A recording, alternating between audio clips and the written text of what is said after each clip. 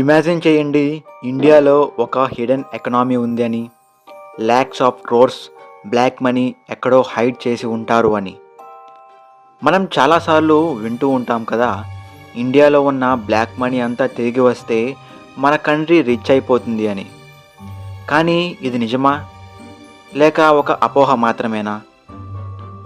ఈరోజు మనం ఇండియాలోని బ్లాక్ మనీ గురించి, అసలైన నిజం గురించి తెలుసుకుందాం.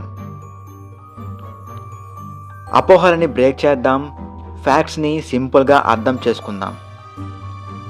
అసలు బ్లాక్ మనీ అంటే ఏంటి?